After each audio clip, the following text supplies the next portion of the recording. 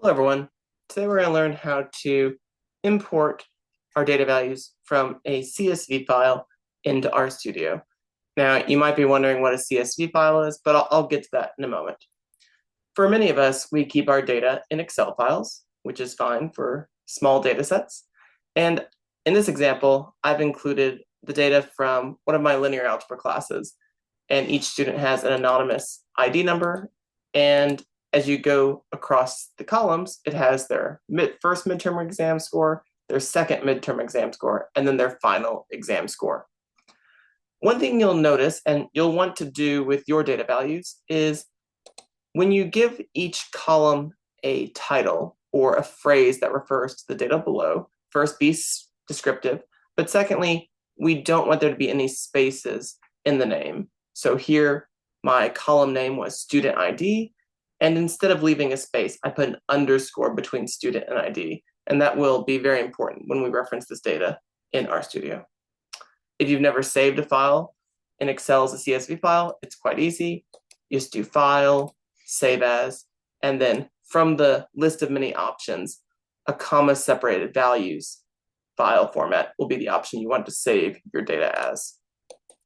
So let's go over to RStudio and import our data.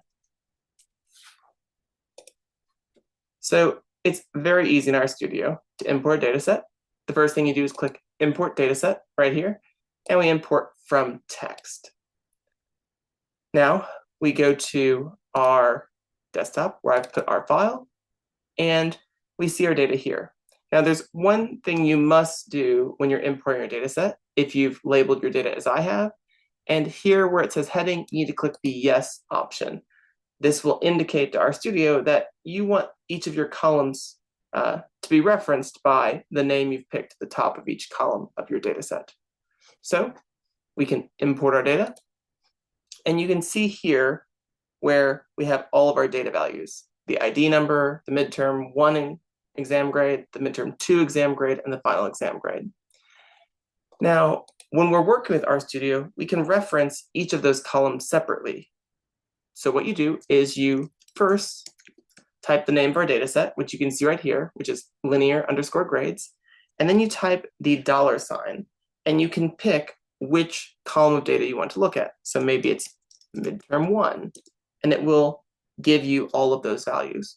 Or maybe you want to look at the students' final exam scores, and you must type it in exactly or pick the option from the menu that appears. That's how you import data and reference it in RStudio.